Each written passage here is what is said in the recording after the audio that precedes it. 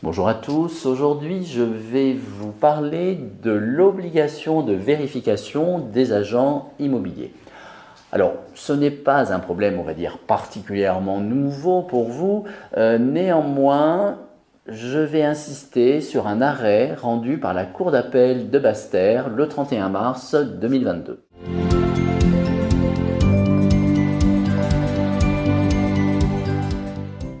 Que s'est-il passé en l'espèce? Un agent immobilier a obtenu un mandat de vente de sa cliente et a effectué son activité d'intermédiation par la réalisation d'un compromis, donc d'une promesse synallagmatique. Quelque temps plus tard, la venderesse a décidé de ne pas donner suite et a donc refusé de vendre son bien. Par voie de conséquence, l'agent immobilier a assigné devant le tribunal la venderesse aux fins de la réalisation de la clause pénale, c'est-à-dire tout simplement pour se faire verser le montant de la clause pénale fixée dans le compromis.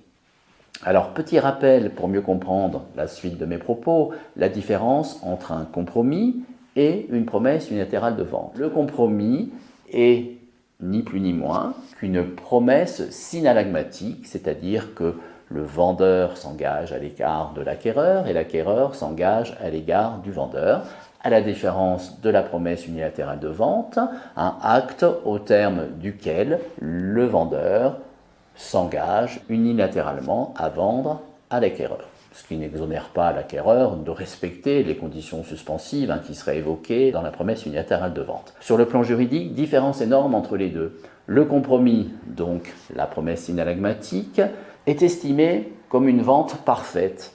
Elle n'empêche pas que peut-être l'acte authentique ne se signera pas dans la mesure où peut-être que l'une des conditions suspensives visées au compromis ne sera pas levée, mais néanmoins, la vente est parfaite puisqu'on est d'accord sur les parties, sur le bien et sur le prix. Pour revenir à notre cas d'espèce, la Cour d'appel de Basse-Terre a estimé que la vente n'avait pas été conclue dans la mesure où la venderesse, donc la mandante, n'était pas seule propriétaire du bien, mais était propriétaire en indivision avec ses deux enfants du fait du décès de son mari.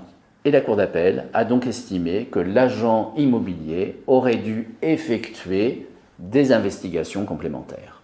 Je vais d'ailleurs vous lire la motivation laconique mais intéressante de la Cour d'appel. Il revenait dès lors à l'agent immobilier de vérifier personnellement, au prix d'un minimum d'investigation relevant de son domaine de compétences et portant sur des données accessibles, cadastre, documents d'urbanisme, la consistance matérielle et juridique des biens qu'il est chargé de vendre et par suite le titre de propriété du bien immobilier soumis à son mandat de vente et les pièces d'état civil justifiant de la qualité de propriétaire de son mandant. Motivation intéressante de la Cour d'appel, puisque finalement, tout naturellement, la Cour d'appel de Basse-Terre vient dire aux agents immobiliers vérifiez et exigez bien entendu le titre de propriété, mais n'oubliez pas de solliciter également la taxe foncière.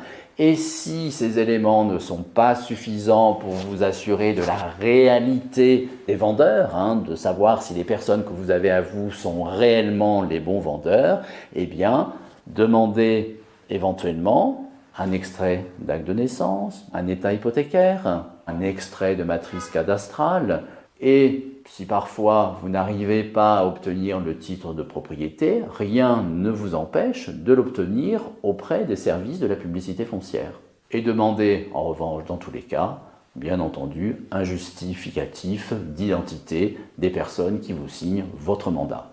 Voilà, donc finalement, assez simple et assez logique cette motivation de la Cour d'appel, mais intéressante dans la mesure où elle nous rappelle toutes les démarches à effectuer pour s'assurer de la qualité des personnes qui signent nos mandats.